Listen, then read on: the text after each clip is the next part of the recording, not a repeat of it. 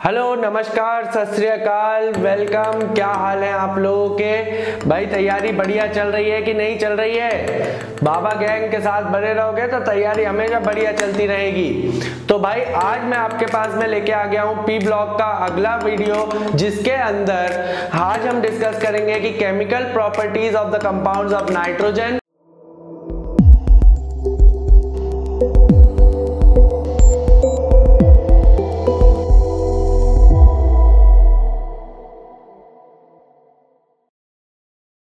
सबसे ज्यादा इंपॉर्टेंट हमारा जो कंपाउंड है that is the ammonia. Ammonia जो है, आपको याद होगा कि जब भी आप किसी भी यूरिनल के आसपास या किसी भी जगह पे आप जाते हो तो एक पंजेंट स्मेल जो आती है आपको, that is because of the urea. और वो यूरिया जो है that is the compound that is formed after the synthesis of ammonia. ठीक है, तो भाई अमोनिया जो है it is a very important compound. कई जगह फर्टिलाइजर्स में और भी नाइट्रिक एसिड बनाने में इस जगह पे उसका यूज होता है, तो ये बहुत ही इंपॉर्टेंट कंपाउंड है किसी भी इंडस्ट्री के लिए। तो भाई आज देख लेते हैं हम कि भाई कंपाउंड्स ऑफ नाइट्रोजन में कि भाई अमोनिया की क्या क्या प्रॉपर्टीज होती हैं। तो भाई अगर मेरे को अमोनिया को लैब में प्रिपेयर करना है तो भाई अमोनिया को प्रिपेयर करने के लिए मेरे पास में अमोनियम क्लोराइड को अगर मैं कैल्शियम हाइड्रोक्साइड के साथ में रख के हीट करूंगा तो बेसिकली मेरे पास में क्या बन के निकलेगा, ये देखो, calcium chloride plus ammonia plus water. अब यहाँ पे जो वाटर निकलेगा उसको ये कैल्शियम हाइड्रोक्साइड क्या कर लेगा, अपने अंदर एब्जॉर्ब कर लेगा। तो एक तो ये इंप्योरिटी जो है वो हमारे पास से चली गई। कैल्शियम क्लोराइड जो है उसकी सॉल्युबिलिटी भी वाटर के अंदर जो है वो ज्यादा नहीं होती, तो वो बाहर निकल जाएगा और बचेगा क्या, अमोनिया, जिसको हम वापस से ऑब्टेन कर सकते हैं और काफी प्योर फॉर्म में हम इसको क्या कर सकते हैं, ऑब्टेन कर सकते हैं इस मेथड से। अगर मैं इंडस्ट्रियल मैन्युफैक्चर की बात करूं तो आपके बुक में एक प्रोसेस दी है that is known as the haber's process. Haber's process briefly मैं पिछले वीडियो में भी वो रिएक्शन मैं आपको बता चुका हूं। ये बहुत ही आसान सी रिएक्शन है। नाइट्रोजन और हाइड्रोजन को अगर हम मोलिब्डेनम के प्रेजेंस में क्या कराएं, रिएक्ट करवाएं और यहाँ पे आयरन और 750 केल्विन जो है क्या रहना चाहिए, टेम्परेचर रहना चाहिए, और 200 के आसपास 200 से 300 एटमॉस्फेयर के पास हमारे पास में क्या रहना चाहिए, प्रेशर रहना चाहिए। तब हमारे पास में क्या ऑब्टेन होता है, अमोनिया। और इसका जो फॉर्मेशन की जो एंथैल्पी है वो कितनी होती है, -46.1 किलो जूल पर मोल। So this means that this is an exothermic process. हमेशा याद रखो कि थर्मोडायनेमिक्स में भी कि अगर आपका जो भी कोई एनर्जी सिस्टम से बाहर जा रही है that means it is an exothermic process. अगर कोई भी एनर्जी सिस्टम के अंदर आ रही है that means it is an endothermic process. अगर मैं बात करूं केमिकल प्रॉपर्टीज ऑफ अमोनिया की तो उसकी कई सारी केमिकल प्रॉपर्टीज है, पर इंपॉर्टेंट केमिकल प्रॉपर्टीज ये 3 प्रॉपर्टीज मैं यहाँ पे आपके सामने रख रहा हूं। तो भाई इसका सबसे पहला जो अमोनिया कैसी होती है, बेसिक होती है नेचर में। उसको समझने के लिए सबसे पहले हमें इसका स्ट्रक्चर देखना पड़ेगा कि अमोनिया जो है वो कैसा स्ट्रक्चर बनाती है, पिरामिडल। और इसकी जो बेसिसिटी होती है ना, वो बेसिसिटी बेसिकली इसकी वजह से आती है। ये जो हमारा लोन पेयर है, ये लोन पेयर इसको बेसिसिटी प्रोवाइड कराता है। याद करो लुईस एसिड बेस के कंसेप्ट, ठीक है। जो इलेक्ट्रॉन डोनेट करता है वो क्या होता है, बेस होता है। जो इलेक्ट्रॉन एक्सेप्ट करता है वो क्या होता है, एसिड होता है। तो भाई ये बेस है क्योंकि ये इलेक्ट्रॉन, ये जो लोन पेयर है ये क्या कर देता है, डोनेट कर देता है। इस वजह से ये क्या है, एक बेस है। तो ये अपना एक बेसिक नेचर शो करेगा। तो अमोनिया को जब मैं वाटर के साथ में डिसॉल्व करने की कोशिश करूंगा तो ये बेसिकली 2 आयन बनाता है। और वो 2 आयन कौन से हैं, अमोनियम आयन और हाइड्रोक्साइड आयन। तो हाइड्रोक्साइड आयन देने वाले क्या होते हैं, अच्छे बेस होते हैं। इसलिए अमोनिया भी किस कैटेगरी में आता है, बेस की कैटेगरी में आता है। अगर मैं बात करूं अमोनियम सॉल्ट जो बनते हैं, तो अमोनियम सॉल्ट बनाने के लिए मुझे अमोनिया को कैसे रिएक्ट कराना पड़ेगा, किसी भी एसिड के साथ में रिएक्ट कराना पड़ेगा, क्योंकि एसिड और बेस मिलकर क्या बनाते हैं, सॉल्ट बनाते हैं। तो मैंने इनको 2 हमारे वेनलोन एसिड्स HCl और H2SO4 के साथ में क्या किया, रिएक्ट किया। और जैसे ही मैं अमोनिया को रिएक्ट कराया मैंने HCl के साथ में, तो मेरे पास में NH4Cl बना। NH4Cl इज अमोनियम क्लोराइड, और अमोनियम क्लोराइड जो है इट इज अ सब्लिमेट, जो कि आप क्लास 9th में पढ़ चुके हैं। अगर मैं बात करूं NH3 को हाइड्रोक्लोरिक एसिड के साथ में रिएक्ट कराने के बाद में, अगर मैं बात करूं कि NH3 को मैं सल्फ्यूरिक एसिड के साथ में अगर मैं रिएक्ट कराऊं तो ये क्या बनाता है, अमोनियम सल्फेट बनाता है।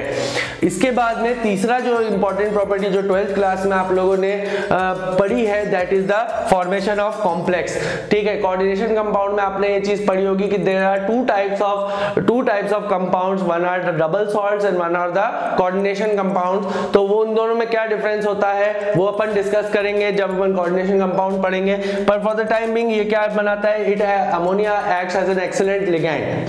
तो भाई अमोनिया जो है यहाँ पे जब हम सिल्वर के साथ में इसको अमोनिया को रिएक्ट कराते हैं तो ये इसके साथ में क्या है, एज ए लिगैंड जो है इसकी सेकेंडरी वैलेंस को क्या कर देता है, सेटिस्फाई करता है और यहाँ पे ये कॉम्प्लेक्स बनाता है।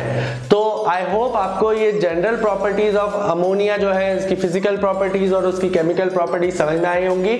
और इसी के साथ में फटाफट लो इसका स्क्रीनशॉट, और लेकिन उसके लिए बाबा जी को होना पड़ेगा रफू चक्कर। तो ये हुए बाबा जी रफू चक्कर।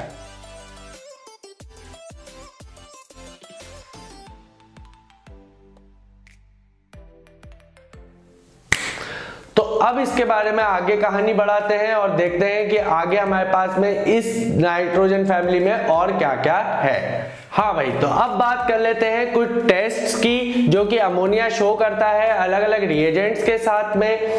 तो भाई अब बात करते हैं, देखो टेस्ट हमारे पास में कौन कौन से हैं, 3 टेस्ट है हमारे पास में। पहला कि भाई एक जो टेस्ट है उसके अंदर वो ब्राउन कलर का पीपीटी बनाता है, किसके साथ में, Nessler's reagent. Nessler's reagent basically क्या होता है, K2HgI4। ये अपनी कॉपीज में जरूर नोट कर लो। नेस्लर्स रिएजेंट कई बार एग्जामिनेशन में आप लोगों से पूछा जाता है कि क्या होता है, फॉर्मूला क्या, तो आपको ये ध्यान में नहीं आता है। मैं अगर बात करूं कि दूसरा जो टेस्ट है इसका वो क्या है, वो है कि भाई ये डेंस व्हाइट फ्यूम्स छोड़ता है किसके साथ में, जब हम हाइड्रोक्लोरिक एसिड की एक ड्रॉप इसके ऊपर डाल देते हैं। तो NH3 सर आप बोलोगे सर ये तो गैस होती है, तो भाई उसका जो सोल्यूशन होता है हम उसकी बात कर रहे हैं, एक्वस सोल्यूशन की जो है उसकी बात हो रही है। तो तीसरा जो है हमारे पास में जो टेस्ट होता है that is the it forms a deep blue solution. बहुत ही डार्क नीले कलर का ये क्या बनाता है, एक सोल्यूशन बनाता है जब हम इसको कॉपर 2 सल्फेट के साथ में क्या कराते हैं, रिएक्ट कराते हैं। तो यहाँ पे देख सकते हैं आप कि यहाँ पे एक कॉम्प्लेक्स आयन बना रहा है, क्या बना रहा है, कॉम्प्लेक्स आयन बना रहा है। तो भाई इसके साथ में ये सारी जो टेस्ट हैं अपन को समझ में आने चाहिए। अब अपन आगे बढ़ते हैं, किसके बारे में बात करेंगे भाई कि नाइट्रिक एसिड जो है वो किन 2 मेथड से प्रिपेयर किया जाता है। तो एक मेथड जो है वो है लैब प्रिपरेशन और एक जो है वो है इंडस्ट्रियल प्रिपरेशन। तो लैब प्रिपरेशन करने के लिए नाइट्रिक एसिड का देखो क्या तरीका है कि भाई जब मैं NaNO3 को, NaNO3 इज सोडियम नाइट्रेट को जब मैं H2SO4 के साथ में रिएक्ट कराऊंगा तो ये सोडियम हाइड्रोजन सल्फेट जो है वो बना लेगा और साथ ही साथ मुझे क्या मिलेगा, very pure form of HNO3। और HNO3 जो है इसकी स्ट्रेंथ जो है 58 से 63% के बीच में क्या करती है, वेरी करती है। अगर मैं बात करूं कि इंडस्ट्रियल मैन्युफैक्चर की, तो इंडस्ट्रियली जो नाइट्रिक एसिड प्रोड्यूस होता है it is produced from a process known as Ostwald process. Ostwald process में हमको जो है 3 पॉइंट जो है इसमें ध्यान में रखने हैं। पहला पॉइंट जो है कि भाई catalytic oxidation of ammonia. Catalytic oxidation में हमको ये ध्यान में रखना है कि यहाँ पे क्या होगा, एक कैटलिस्ट होगा। तो कैटलिस्ट यहाँ पे कौन सा यूज करते हैं हम, प्लेटिनम। तो यहाँ पे देखो अमोनिया का कैटालिटिक ऑक्सीडेशन कराना है तो ये रहा कैटलिस्ट, ऑक्सीडेशन कराना है तो यहाँ पे होनी चाहिए ऑक्सीजन और ये रही अमोनिया। अमोनिया जो है जब ऑक्सीजन के साथ में रिएक्ट करेगी, कंडीशंस हमेशा ध्यान में होनी चाहिए। जब भी यहाँ पे कंडीशंस लिखी हो, ये कंडीशंस आपसे X, Y, Z वाले रीजनिंग क्वेश्चन में पूछ ली जाती है। तो भाई 500 केल्विन 9 बार के टेम्परेचर और प्रेशर पे हम क्या करेंगे, अमोनिया को ऑक्सीडेशन कराएंगे। तो अमोनिया का जब ऑक्सीडेशन होगा तो यहाँ पे बनेगा NO + 6H2O। फिर उसके बाद में जो सेकेंड स्टेप होगा वो क्या है कि इस नाइट्रिक ऑक्साइड का हमको क्या कराना है, ऑक्सीडेशन। तो नाइट्रिक ऑक्साइड को और ऑक्सीजन देंगे। नाइट्रिक ऑक्साइड को जब हम ऑक्सीडेशन करेंगे इसका, तो यहाँ पे एक रिवर्सिबल रिएक्शन यहाँ पे आप देख रहे हैं, नाइट्रोजन डाइऑक्साइड जो है यहाँ पे बन रही है। अगर हम बात करें तीसरे स्टेप की, तो यहाँ पे होगा एब्जॉर्प्शन टावर, और एब्जॉर्प्शन टावर में हो रही होती है दो रिएक्शन। एब्जॉर्प्शन टावर की पहली रिएक्शन क्या है, ये देखो, NO2 को जब मैं H2O के साथ में क्या कराऊंगा, रिएक्शन कराऊंगा, तो ये बनाएगा HNO3, that is the nitric acid जो हमें चाहिए, प्लस NO। ये जो NO है ये वापस से हम स्टेप 1 में क्या कर लेते हैं, यूज कर लेते हैं। यहाँ पे दूसरी भी एक रिएक्शन होती है, वो कौन सी रिएक्शन है, ये 4NO2 plus 2H2O plus oxygen. तो इसके साथ में जो हमारी रिएक्शन होती है, तो ये हमें बना के देती है और ज्यादा नाइट्रिक एसिड। ये जो नाइट्रिक एसिड होता है, इसकी स्ट्रेंथ 68% के आसपास वेराई करती है। हम इसको और ज्यादा प्योर कर सकते हैं बाय डिहाइड्रेटिंग। तो ये थी भाई नाइट्रिक एसिड की प्रॉपर्टीज और कुछ टेस्ट जो कि अमोनिया शो करता है डिफरेंट रिएजेंट्स के साथ में। तो आई होप आपको ये सारी चीजें समझ में आ रही हैं, ध्यान से आप लोग इस चीज को समझ रहे हो। और एक और चीज मैं आप लोगों को बोलना चाहूंगा कि भाई कुछ भी दूसरी किताब अभी रिफर मत करना, सिर्फ और सिर्फ अपनी एनसीईआरटी को रिफर करो, उसको बिल्कुल नॉवेल जैसा पढ़ने लगो। कम से कम चैप्टर की रीडिंग एक बार करते चले जाओगे तो तुम्हें दिमाग में चीजें बैठती चली जाएंगी।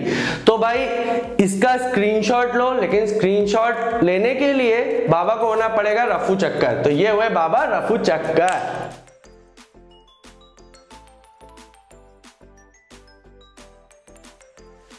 हाँ भाई, तो हम आ गए वापस और आज की कहानी हम यहीं रोकते हैं। ये थे कुछ इंपॉर्टेंट कंपाउंड्स और पी ब्लॉक का एक इंट्रोडक्शन जो यहाँ पे चला आ रहा है, और इसके अंदर जो भी इंपॉर्टेंट चीजें मुझे लग रही है कि एग्जामिनेशन में आपसे पूछ सकते हैं, वो चीजें मैं यहाँ पे डिस्कस कर रहा हूँ। आगे और भी वीडियोस हैं, उनको देखना ना भूलें, लेकिन उसके लिए आपको करना पड़ेगा बाबा गैंग को सब्सक्राइब और इस वीडियो को करना पड़ेगा लाइक और शेयर अपने दोस्तों में।